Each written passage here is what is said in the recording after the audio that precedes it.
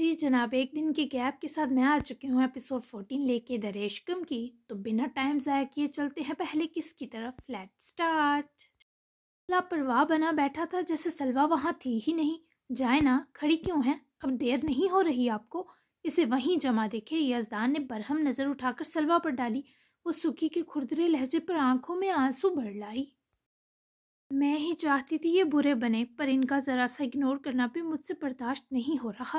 بیوقوف سلوا، تجھے آنا ہی نہیں چاہیے تھا. وہ خود کو کوستی آنسو رگڑتی پلٹ گئی. ایک نظر میٹنگ ہال کے ہر سو ڈالی. بہت خوبصورت جگہ تھی. کم از کم سلوا نے تو اتنا پیارا وال کرافٹ اور فرنیچر پہلے کہیں نہ دیکھا. پھر دیواروں پر لگی سکھی کے اچیومنٹس، اس کے بہت بڑے بڑے کلائنٹس کے ساتھ فوٹو شوٹس. وہ خود کو اس لمحہ بہت حقیر لگی. حقیر سے یہ سب چیزیں نہیں بلکہ سکھی کا یوں جانے دینا بنا رہا تھا. میں ان کے لائق نہیں ہوں. یہ کتنے بڑے جیولری میکر ہیں، شہر کے جانے مانے ڈرگ سائنٹسٹ ہیں، اور میں کیا ہوں؟ ابا جی کی گریجویٹ بے وقوف سی سلوا، جسے منانے تک کا سلیقہ نہیں.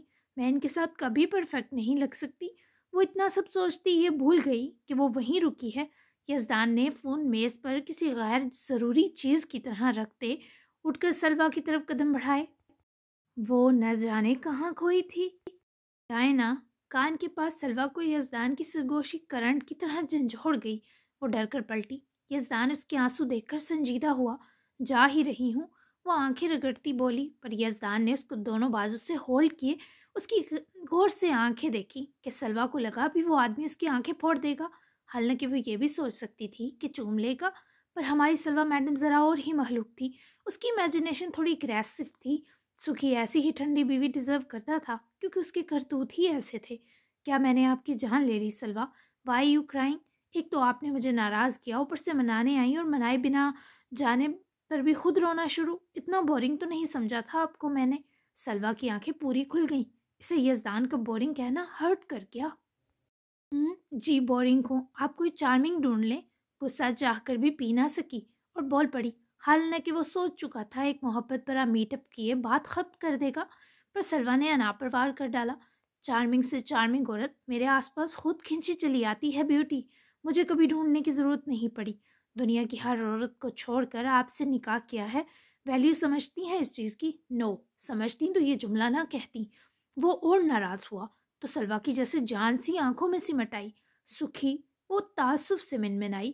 واٹ سکھی؟ میرا رہنا ہے سلوا تو آپ منانا سیکھ لیں مجھے، کیونکہ مجھے تو بہت بری اور گندی روٹنے کی عادت ہے، اور آپ سے تو بار بار روٹوں گا اور بار بار آپ کو مجھے منانا ہوگا.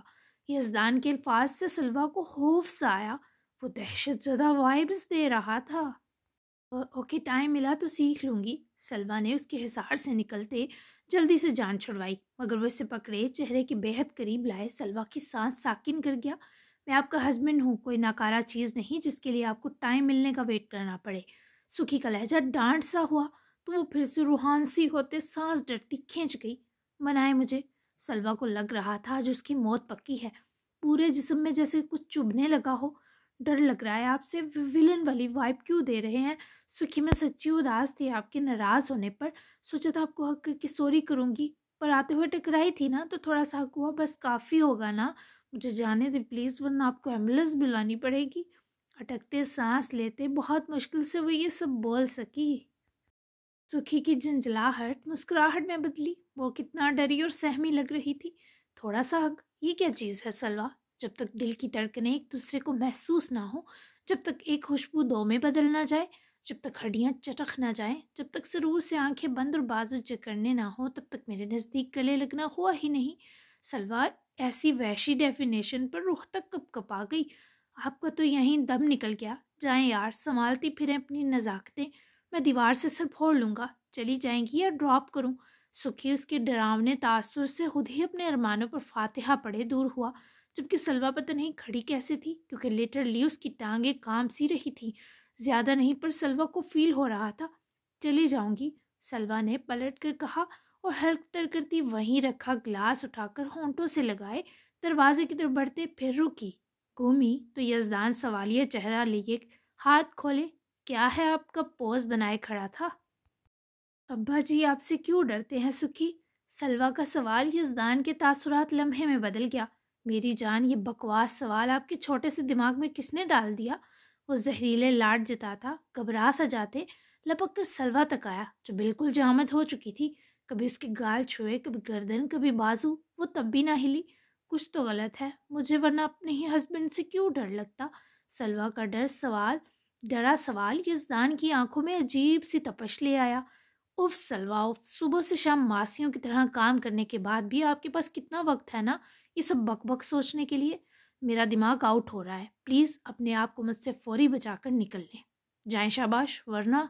سلویٰ اس کی بدحواسی سے بڑبڑانے پر ڈر کر سر ہلاتی تیزی سے جملہ کبھی نہ پورا سننے کی خواہش لیے دروازے کی طرف بھاگی. اور اس بار اس نے پلٹنے کی غلطی نہ کی. جبکہ یزدان اس کے جانے کے بعد اپنا سر جکڑتا وہیں کرسی پر بیٹھا، اپنی کن پٹی پر ہاتھ مارا زور سے، جیسے دماغ میں بہت اذیت اٹھ رہی ہو. ڈر لگتا ہے انہیں؟ واہ بڑی دیر کر دی مہرباں آتے آتے. وہ اتنے سرد موسم میں اندر کی کسی تکلیف سے پسینے میں شرابور ہو گیا. پورا وجود ایسے تھا جیسے کوئی کرنٹ گزر رہا ہو. اوپر سے اس کی جگر پاش ہنسی. سلویٰ نے پیچھے مڑنے کی، مال واپس پہنچنے تک جرت نہ کی، جبکہ یزدان کرسی سے سر ٹیکے آنکھیں بند کیے اپنے میٹنگ ہال میں بے جان سا چھت گھور رہا تھا. اس سے وحشت ٹپک رہی تھی. اس کی آنکھوں میں ایک آگ تھی. یزدان فاروقی ٹھیک نہیں تھا. وہ پاگل لگ رہا تھا، وحشی اور خطرناک. سب لنچ جمعے کی نماز کی بات کرنے والے تھے. تبھی لیزے نے نماز ادا کی اور یوں ہی بالکنی میں آ کر خوبصورت سے سرد موسم میں گلی دھیمی حدت پہنچاتی دھوپ کا ملاپ محسوس کرنے لگی. بلیک پرل اور کڑھائی کے کام والی بہت خوبصورت کرتی کے ہمراہ پینٹ گرم اسٹف باٹم پہنے، گرم چال اپنے گرد اچھے سے لپیٹے، بال ڈھیلے سے ٹائی کر رکھے تھے. پیروں کے بلاک ہیل سینڈل کافی کمفرٹیبل تھے. اکیلی تھی تبھی اس کا دھیان ماضی میں جاٹ کا. شبیر مغل اور کنیز فاطمہ، یہی دو تو لیزے نور کی کل کائنات تھے. بابا چودھریوں کی زمین کے چھوٹے سے کسان تھے. اماں کنیز گاؤں کے چھوٹے بچوں کو سپارہ پڑھانے کے ساتھ خود بھی کھیتوں میں کام کرتی تھی. چھوٹا سا خوبصورت گھر تھا جہاں وہ حیا والی لیزے نور اپنے اماں ابا کی آنکھوں کا نور بن کر رہتی تھی. وہ کالج گئی تھی، یہ بات شبیر نے چودھریوں کو پتہ نہ لگنے دی تھی، ورنہ وہ لوگ تو وبال مچا دیتے. تبھی وہ ستی سویر ہی منہ اندھیرے لیزے کو خود بس اسٹاپ چھوڑاتے. اور بس والا چونکہ شبیر کا دوست تھا تو یہ راز ابھی تک راز رہا، پر زیادہ دیر نہیں، کیونکہ گاؤں چودھریوں کی ملکیت تھا اور وہ ہر بندے کو اپنا غلام سمجھتے تھے. شبیر اور کنیز خود غلامی میں زندگی گلا چکے تھے، پر نہیں چاہتے تھے ان کی اکلوتی بیٹی بھی یہیں گل سڑ جائے. بہت مخالفت کے باوجود وہ لیزے کو میٹرک وہیں گاؤں کروائے، شہر کے کالج داخل کروا چکے تھے. پر شاید اس باپ کو پتہ نہیں تھا کہ ان کے گھر میں جنم لینے والی وہ گاؤں کی سب سے خوبصورت بچی بڑی سیاہ قسمت لے کر آئی ہے. وہ ماں باپ کو کھا جائے گی. بڑا چودھری پھر لحاظ مروت کر کے گاؤں والوں سے ہمدردی کرتا، پر آگے اس کے دونوں بیٹے ایک نمبر کے جابر اور ظالم تھے. پر چھوٹا بیٹا شمشیر چودھری اس گاؤں کی سب سے خوبصورت لیزے پر فدا بھی ہو چکا تھا. لیزے کو اس دن ہفتہ ہو گیا تھا کالج جاتے، پر وہ خوش نہیں تھی. کنیز نے 2 دن تو لیزے کی چپ سہی، پر اپنی بلبل کے یکدم خاموش ہونے پر وہ ماں پریشان ہوئے بول اٹھی، کی گالے پتر، تجھے تو بہت شوق سی وڈے کالج میں جانے کا، پر تجھے تو چپ بھی لگ گئی. تو ڈر مت چودھریوں سے کہ ان کو پتہ لگے گا. جب تک ہم 2 ہیں تجھے فکرہ نہیں کرنیاں، تو بس دل لگا کر پڑھ. لیزے کے لیے دودھ کا گلاس لیے کنزا اس کے پاس بیٹھی تو لیزے نے کتاب سے توجہ ہٹا کر اماں پر ڈالی. وڈے کالج ہم غریبوں کے لیے نہیں بنے. اس سے چنگا سی آپ اور بابا میرا ویاہ کر کے اپنے کندھوں کا بوجھ اتار لیتے. یہ جو پنگا میں لے بیٹھی ڈرا رہا ہے. لیزے کے لفظوں سے کنیز ہراساں ہوئی. فوری لیزے کو اپنے سینے لگایا. نہ میری پتری، ڈریں تیرے دشمن. جو ڈر ہمارا کلیجہ سوا کر چکا ہے، ہم اس کی آنچ بھی تجھ تک آنے نہیں دیں گے. پتا کیا ہوا ہے؟ کسی نے تنگ کیا ہے تجھے؟ ماں کا گھبرا جانا دیکھے وہ تھوڑی مضبوط ہوئی. 1 ہفتے سے دراو گاہے بگاہے لیزے کا جینا جیرن کر چکا تھا. اب تو لیزے سے پڑھنا بھی دوبر تھا. ایک لڑکا ہے، ستا رہا ہے، ہمارے وائس پرنسپل کا بیٹا ہے. جدھر جاتی ہوں آ جاتا ہے، پھر بحث کرتا ہے، مجھے چھونے کی کوشش کرتا ہے. اس کی شکایت لگانے کا بھی کوئی فائدہ نہیں اماں. اور میں جتنی مضبوط بن جاؤں ہوں تو آپ کی کمزور سی لیزے. سوچ رہی ہوں کالج چھوڑ دوں، اس سے پہلے میری یہ بڑے کالج میں پڑھنے کی ضد آپ دونوں کی یا میری رسوائی بنے. لیزے رو پڑی. کنیز کا تو کلیجہ منہ کو آیا. فوراً لیزے کو اپنے سینے لپٹایا. وہ جیسے روئی تھی، اس ماں کے دل میں بڑے سوال اٹھے تھے. دفعہ مار اسے. کیا کتے بلوں کے ڈر سے تو بھی اپنے اماں ابا کی طرح اپنے حق چھوڑ دے گی؟ تو ہماری واحد امید ہے. تو لکھ پڑھ کر بڑی افسر بن اور ہم 2 کو بھی اس جہنم سے نجات دلوا. اور تو میری کمزور لیزے نہیں ہے. ہم میاں بیوی نے تیری پرورش میں اپنا سارا صبر، ہمت اور بہادری سی دی ہے. ہمت نہیں ہارنی تجھے. کنیز نے اسے بہت دلاسا دیا، ورنہ لیزے تو ہمت ہار چکی تھی. کنیز اماں سے بہت سی باتیں کی تھی اور سوچ لیا تھا اب اپنے حق کے لیے لڑے گی. اماں کو یاد کیے لیزے کب پھوٹ پھوٹ کر روئی، کسے بھی خبر نہ ہوئی. میری پیاری اماں جان، معاف کر دے مجھے. وہ شاید رو رو کر ہلکان ہو جاتی، پر مین گیٹ سے چوکیدار سے اجازت لے کر اندر آتی حلیمہ کو دیکھ کر لیزے کا دل مزید تڑپا. فوراً سے کمرے سے نکل کر نیچے پہنچی. وہ تب تک لان عبور کر چکی تھی. حلیمہ اماں بہت اچھا سرپرائز دیا. لیزے نے باہر آتے ہی دوڑ کر ان کے گلے لگ کر کہا تو حلیمہ نے اپنی لیزے کو سینے سے لپٹا لیا، پر ان کو لگا جیسے لیزے رو رہی ہے. میری بیٹی، نہ پتر رو تو مت. وہ اسے پیار سے روبرو لائیں، آسودگی سے ماتھا چوما. ابھی میں اماں کو ہی یاد کر رہی تھی اور اللہ نے آپ کو بھیج دیا میرے پاس. بہت اچھا کیا آپ آئیں، باران بہت خوش ہوگا. لیزے نے ان کا ہاتھ پیار سے چوما اور اندر لے گئی. مرد حضرات مسجد تھے تو نرمین آفس، اس لیے گھر خالی تھا. میں یہاں قریب ہی کسی مریض کو دیکھنے آئی، سوچا اپنی دنیا کو بھی دیکھ جاؤں. لگتا ہے گھر کوئی نہیں ہے. لیزے ان کو نرم صوفے پر بٹھائے خود بھی پاس بیٹھی، جبکہ ان کے کہنے کی دیر تھی کہ ڈرائنگ روم انٹرس سے باران خوشی خوشی ان کی طرف دوڑا، جس پر نانو کی کھلی باہیں فوراً اپنے بچے کو اپنے سینے میں بسا گئی. پیچھے پیچھے دراب اور براق جدون بھی انٹر ہوئے.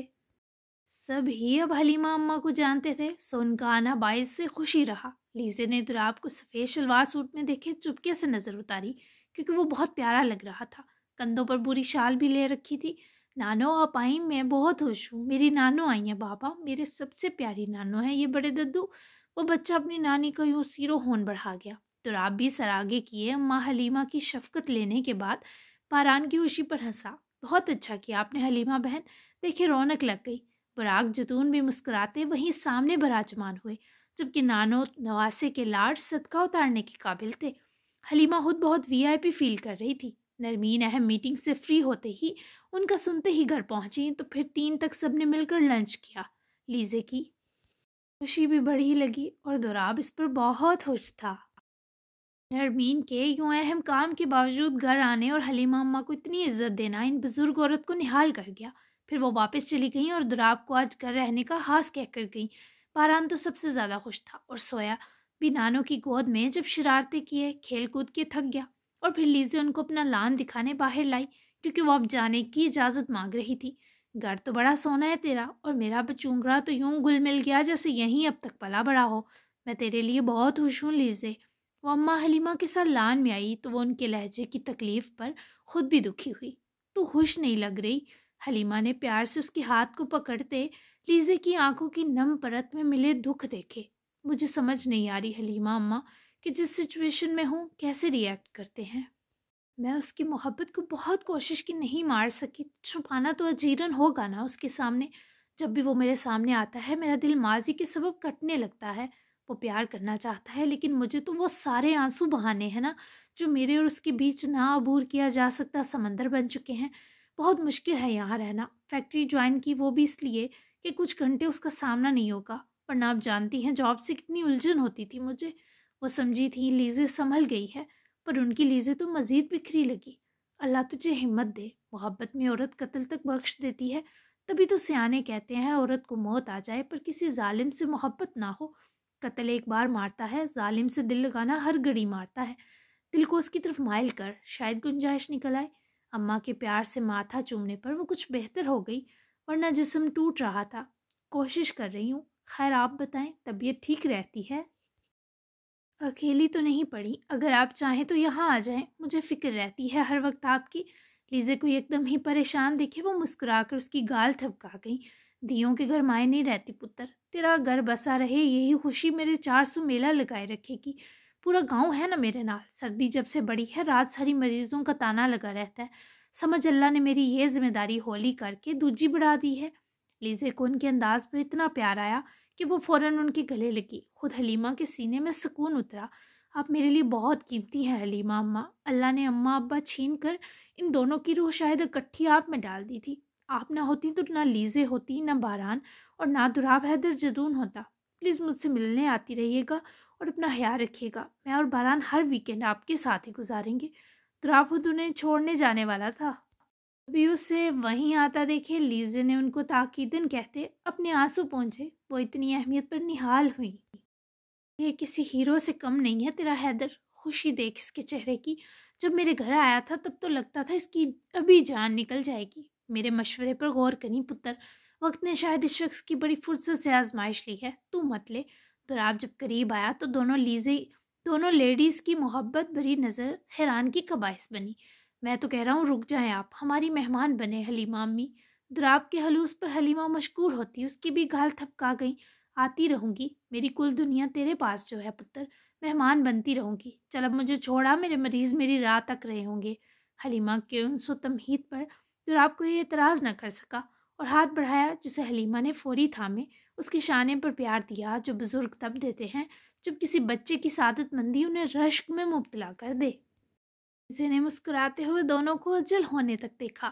وہ شام کی خوبصورتی محسوس کرنا چاہتی تھی، سردی کی شدت سے ٹھٹھرنا چاہتی تھی، دل پر لگے ناسوروں کا مرہم فیل کرنا چاہتی تھی، پر ابھی اس کے اندر بہت غبار بھرا تھا۔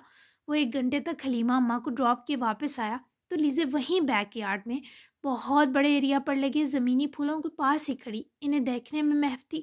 دوراب کی اہم میٹنگ تھی، ممی 3 بار کال کر چکی تھی، پر وہ لیزے کو دیکھنے کی خواہش میں کام اگنور کرتے سارا برڈن ممی پر ڈالے گھر آ گیا تھا۔ ڈنر کریں باہر۔ وہ دوراب کے عقب سے اپنی شال میں لیزے کو چھپا کر بازو آگے لپیٹے کان میں بولنے پر ڈر کر فوراً پلٹی۔ وہ گھبرا گیا کیونکہ اس کی لیزے کو ڈرانے کی نیت نہ تھی۔ شال گردن میں رول کر کے لپیٹے دوراب نے اس کے بازوؤں کو دھیرے سے ہاتھ بڑھا کر چھوتے سہلایا اور ایسی نظر لیزے کے زرد پڑتے چہرے پر ڈالی جو چہرے کی جلد کے اندر تک آرام پہنچاتی محسوس ہوئی۔ ہم اکیلے نہیں ہیں، باران کو بھی ساتھ ہونا چاہیے۔ میں نہیں چاہتی وہ ذرا بھی اگنور ہو۔ ٹھنڈ بہت ہے، گھر کی حدت جسموں اور ذہنوں کے لیے زیادہ سیف ہے۔ بتا دیں کیا کھائیں گے، میں بنا دیتی ہوں۔ وہ اس کے ہاتھوں سے سرکتی دانستہ ذرا سائڈ ہو کر رکی اور دوراب کو اس کی حرکت بہت چبھی۔ بولے نا، وہ اس کی چپ میں مچے شور سے گھبرا کر بالوں کی ماتھے تک جولی لٹ سے الجھتے جھنجھلائی۔ میں تمہیں چھوتا ہوں تو درد ہوتا ہے۔ دوراب کے سوال پر وہ بے ارادہ اسے دیکھنے لگی۔ سوال ایسا تھا جو دھڑکتے دل پر بھاری پڑا تھا۔ نہیں، وہ نظر چرا گئی۔ میں تمہیں دیکھتا ہوں تو کہیں تکلیف محسوس کرتی ہو لیزے؟ میرا ہونا ارد گرد کیا برداشت پر بھاری پڑتا ہے؟ Anything you feel tell me. وہ اب بھی فاصلے پر تھا، لیکن اس شخص کی وہی جان کو آتی آنکھیں لیزے سے لپٹ رہی تھیں۔ ایسی کوئی بات نہیں، اندر چلتے ہیں۔ وہ دامن چھڑواتی بھاگنے لگی، پر وہ راہ کی دیوار بن گیا، ایسی دیوار جو لیزے سے گرانی ناممکن تھی۔ اب کیا چاہیے؟ وارفتگی سے دیکھے وہ اس کے قریب ہوا۔ تمہیں دیکھنے کی اجازت؟ سامنے والی کو مہربان سمجھ کر اسے مانگا۔ دیکھنے کی تو دی ہے، دیکھتے رہنے کی نہیں دے سکتی۔ مقابل نے یقین دلایا کہ وہ بے رحم ہے۔ کیا بہت مجبوری ہے؟ اس کے مرمری ہاتھ تھامے لیزے کو دل و جان سے جکڑا گیا۔ دل نہیں مانتا۔ وہ اسے دیکھ کر پھیکا سا مسکرائی۔ میں ٹرائی کر کے دیکھوں؟ دفتن رومانیت میں حیدر کا ٹھڑک شامل ہوا اور وہ کھلکھلا کر ہنس پڑی، لیکن باخدا ان رونے کو ترسی آنکھوں کی وہ ہنسی دوراب کے آر پار ہوئی۔ وہ لیزے کے یکدم رونے پر آگے بڑھ کر اسے اپنے سینے میں بسا گیا۔ وہ سسک پڑی۔ اس لڑکی کی لرزہ براندام کیفیت نے شام اور سوگوار کی۔ پھولوں کے سراپے سوز میں سمٹنے لگے۔ دوراب حیدر کے دل کو وہ سینے میں لاوے کی طرح جذب ہوتے آنسو پرچیاں پھیرنے لگے، پر وہ اسے روتا برداشت کر رہا تھا۔ میں نے آپ کو بہت پکارا تھا۔ اس کی گردن میں چہرہ چھپاتے نم سی سرگوشی سے دوراب کا سکون غارت کر گئی۔ خود سے نفرت از سرنو ہوئی تھی دوراب کو۔ ایک بار پھر نہیں پکار سکتی، نہ جواب دوں تو گردن کاٹ دینا۔ وہ اس کو اپنے سامنے کی اس کے آنسو پونچھ رہا تھا، جبکہ دوراب کے سوال پر وہ پھر مسکرائی۔ یہ لڑکی کب روتی کب مسکراتی، دوراب تو اسی سے پاگل ہو جاتا۔ اب کیوں پکاروں؟ وہ شکوہ کرنے میں بجا تھی۔ دوراب سے وہ شاخی آنکھیں سہنی جان جوخم کا کام تھا، کیونکہ میں پکارا جانا چاہتا ہوں ان ہونٹوں سے۔ تم مجھے وہ سب بتاؤ لیزے جو تم نے فیل کیا، برداشت کیا۔ میں اف کیے بنا سنوں گا ہر چیز، شاید اس کے بعد ہی تم مجھے کسی لائق سمجھ پاؤ۔ اتنا ہی صحیح کہ میں چند ستارے اور کچھ پھول پالوں، تمہاری آنکھوں کے مسکراتے ستارے اور ہونٹوں کے مہکتے پھول، یہی تو میری کل خواہش ہے۔ وہ اسے سننے کی حامی بڑھ رہا تھا۔ وہ حیران ہوئی۔ حیران ہوتی لیزے کچھ منفرد لگی، ناقابل تسخیر۔ بلا عورت ایک رات میں کہاں سمجھی جا سکتی ہے، وہ بھی لیزے نور سی؟ آپ نہیں سن سکیں گے۔ وہ رحم دل بنی، دوراب کے بچوں جیسے دل کی تکلیف سے ڈری۔ پلیز لیزے، مجھ سے کہو سب، جو نہیں کہنا چاہتی، جو نہیں کہہ سکتی، وہ سب کہو کم تمہارے کہنے سے پہلے، ورنہ میرا دل تمہاری چپ پر پھٹ جائے گا۔ دراب کے شدت بخشتے اصرار پر وہ روحان سی ہونے لگی۔ تھوڑا تھوڑا بتاؤں گی، لیکن ایک دم نہیں، ابھی نہیں، کچھ دن تو دیں سنبھلنے کے لیے۔ وہ مان تو گئی، پر یہ کچھ دن گویا دراب پر لٹکتی تلوار تھے۔ تم میری پوری زندگی لے لو، پر ایسے دوبارہ مت رونا، اوکے؟ دراب نے پھر سے لیزے کے بہتے آنسو کو ہاتھ کی پور سے روکتے اس کی گالوں کی نمی رگڑی۔ وہ رسان سے بس سر ہلا گئی۔ تمہارے لپس، دراب نے جملہ ادھورا چھوڑا تو لیزے الرٹ ہوئی، جبکہ دراب اس کی شیرنی کی طرح گورنے پر فوری دامن سے گرتی شرافت اٹھا کر واپس اس سے چپکا گیا۔ میرا مطلب تھا ڈرائی ہو رہے ہیں۔ دراب نے کان کھجاتے انفارمیشن دی۔ ہونے دیں، اب دھیان نہ دیں، میں باران کو دیکھ لوں۔ لیزے نے فوراً سے شخص سے پناہ لی اور گھر کی طرف کی راہ لی، جبکہ دراب دانت نکوستے جاتی لیزے کو گھورا۔ اس اتھری گھوڑی کو کون بتائے، میرا تو سارا دھیان اسے دیکھتے بس وہیں رہتا ہے۔ اف دراب حیدر، سمندر ہو کر بھی تم ایک خطرے کے لیے ترس رہے ہو۔ لعنت ہے تمہاری مردانگی پر، جو لیزے کا دل تھوڑا بھی بے ایمان نہ کر سکی۔ پر بے شمار حرف بیچتے دراب نے یہاں سڑنے کے بجائے چینج کرتے ہی آفس جانا بہتر سمجھا۔ دوسرا سکھی کی خبر بھی لینی تھی۔ اللہ کے گھر چھپنے اور اللہ سے معافی مانگنے میں بہت فرق ہوتا ہے۔ کوئی گناہ گار اس کے در پر پناہ لے تو وہ دھتکارتا نہیں ہے، پر منتظر ضرور رہتا ہے کہ اس کا بندہ توبہ کرے گا۔ میری یہ بات اب تو سمجھ جا رضی، ایک چنگاری سلگنے کی دیر ہے، سب تباہ ہو جائے گا۔ یہ مت سمجھ کے ماضی ہمیشہ چھپا رہے گا۔ وہ کہانی نہیں سنی تو نے، بلبلے حال کہہ دیں گے؟ عصر کی جماعت کروانے کے بعد کچھ درس و تدریس کا لیکچر دیے رضوان حجرے میں ذرا دیر آرام کرنے آئے تو زبیر جو ان کے دوست اور رازدان تھے ان کی پریشان صورت دیکھتے بولے۔ رضوان ٹھٹکے، پھر پلٹے۔ میرے اور اللہ کے علاوہ اس سب کا کوئی گواہ نہیں، ہاں بس ایک تو رازدان ہے۔ زبیر، پھر بھلا کیسے آئے گی قیامت؟ میں نے اپنی زندگی کے کئی خوبصورت سال اس جگہ کو دیے، اپنی بیٹی تک سے لاپرواہی برت دی۔ کیا میری ریاضت، میری نیت اس اللہ کے در پر اتنی سی بھی قبول نہ ہوئی ہوگی کہ وہ میرا مرتے دم تک پردہ رکھے گا؟ رضی کے لہجے میں اپنی عبادت کو لے کر جب غرور دکھائی دیا تو زبیر ہاشمی کھل کر اذیت زدہ مسکرائے۔ تو نے الگ ہی دین بنا رکھا ہے اپنا، بولے بادشاہ، لیکن اس کے در کے کچھ آداب ہیں۔ نیت پاک کرنی پڑتی ہے اور غرور مارنا پڑتا ہے۔ تیری نیت تو اب بھی پاک نہیں، تو اپنی لالچ، اپنی غرض سے اس مسجد کا امام بنا ہوا ہے، اور تیرے لہجے میں اپنی گناہوں سے لتھڑی سابقہ زندگی کو لے کر ندامت سے زیادہ ہٹ درمی ہے۔ اب تو تیری سلوا سکھی کی ہو گئی ہے۔ خدا کے لیے اس سے پہلے دبی چنگاری بڑھ کے اور تیری بیٹی کا گھر اجڑے، اپنے گناہوں کا اعتراف کر لے۔ مت بھول رضی، تو کسی کی موت کا سبب بنا تھا، اور وہ مرنے والا یزدان فاروقی کا سب کچھ تھا۔ رضوان اس آئینے میں اپنا بھیانک عکس دیکھ کر ڈرے تھے۔ زبیر اپنا سالوں سے جو فرض نبھا رہا تھا آج بھی نبھا گئے، پر رضوان اپنے موقف پر پہاڑ سے ڈٹے تھے۔ میں نے جو کچھ کیا نور کو حاصل کرنے کے لیے کیا تھا، میں بھلا کیوں مارتا کسی کو؟ یزدان میری سلوا سے بہت پیار کرتا ہے، اس کی آنکھوں میں دیکھا ہے، وہ میرے گناہ کی سزا میری معصوم بچی کو نہیں دے سکتا۔ زبیر کا دماغ ہمیشہ سے خراب ہی ہے، میرا دل بھی برا کر گیا۔ رضوان نے خود کو بہت شفافیت سے اپنے گناہوں سے بری ذمہ کیا اور اس لبادے میں چھپ گئے جو اپنے سیاہ وجود کو ڈانپنے کے لیے خود پر اوڑھ رکھا تھا۔ شنائل کے چاروں اکاؤنٹ سے کل ملا کر اچھی تگڑی اماؤنٹ بنی، جسے جمشید نے شام تک گریمل کے اکاؤنٹ میں بنا کسی ثبوت کو چھوڑے ٹرانسفر کیا۔ یہاں تک شنائل کا کام ختم ہو گیا تھا، اور جمشید کا اندازہ یہی تھا کہ توقع سے زیادہ پیسہ پاتے ہی گریمل بھی شنائل کو چھوڑ دینے پر ہی رضامند ہوگا۔ جمشید کنوینئنس اسٹور آیا تھا تاکہ شنائل کے لیے کچھ کھانے پینے کی چیزیں لے سکے، جبکہ اسی بیچ گریمل کی کال موصول ہوئی۔ جمشید نے کچھ رامن نوڈلز، سینڈوچ، کچھ فریش کریم بریڈز، کچھ کینز اور کچھ جوسز لیے اور کاؤنٹر پر پیمنٹ کرتے ہی کال ریسیو کی۔ تو نے چھوڑا تو نہیں اسے؟ گریمل کے سوال پر جمشید کے ماتھے پر بل پڑے۔ بس جاتے ہی بھجوا دوں گا اسے اس کے ہوٹل۔ جمشید نے کاؤنٹر سے سامان لیا اور اسٹور سے نکلا۔ نہیں، میرے پاس بھجوا، اسے چاہیے مجھے۔ گریمل کے حکم پر جمشید کے قدم رکے، ناگواریت سے جبڑے تن گئے۔ لیکن ہمارے رولز کے مطابق وہ سب کچھ ادا کر چکی ہے، تو آزاد ہے اب۔ پلیز گریمل، رولز سب پر ایک سے فالو ہوں گے، آپ کے لیے اس سے اچھا پیس بھیج دیتا ہوں۔ جمشید نے گاڑی کا ڈور کھولے، سامان رکھا اور اس جانب تو جیسے جمشید کے زیادہ بولنے پر آگ بھڑک گئی۔ مالک میں ہوں یا تو؟ جو کہا ہے کر، لے کر آؤ اسے، ویسے بھی وہ رات گزارنے کا پیسہ لیتی ہے، مفت میں ہم بھی تو فیض لیں تھوڑا۔ آخر چیز کیا ہے وہ؟ ہوشیاری کرنے کی کوشش مت کرنا بچے، مجھ سے دھوکہ کرنے والے کی لاش بھی نہیں ملتی۔ گریمل کے ارادے جان کر جمشید کو عجیب سی تکلیف ہوئی۔ حالانکہ ایسا پہلے بھی ہوتا رہا تھا، پر نہ جانے کیوں پہلی بار جمشید کے دل تک جلن پہنچی۔ کال کاٹے وہ پہلے تو سیدھا اسٹوڈیو پہنچا، ایک پانی کی بوتل دیے وہ اس کا پیر آزاد کے کمرہ لاک کر کے آیا تھا۔ واپس پہنچا تو وہ صوفے پر دوہری ہو کر لیٹی تھی، جبکہ پانی کی بوتل بھی خالی تھی۔ کھانے کا سامان میز پر رکھے جمشید نے اس کی طرف قدم بڑھائے۔ شنائل اٹھو، تمہیں جانا ہوگا یہاں سے۔ شنائل گہری نیند میں نہ تھی، تبھی اس کے گال تھپکنے پر جاگی۔ وہ نیچے زمین پر بیٹھا تھا، جسے دیکھ کر شنائل گھبرا گئی۔ مطلب آزاد ہوں اب؟ وہ جمائی روکتے بوکھلائے ہوئے اٹھی تو جمشید بھی دل میں اٹھتی اذیت دباتا اٹھ کر کھڑا ہوا۔ ہاں مگر ایک گڑبڑ ہو گئی ہے، تم ہوٹل مت جانا، کسی اور جگہ جانا، اور جتنا جلدی ممکن ہو سکے دبئی سے نکل جانا۔ 5 منٹ میں کچھ کھا لو، تب تک میں چینج کر کے آیا تمہیں ڈراپ کر دوں گا، جمشید کہہ کر سیڑھیاں چڑھا۔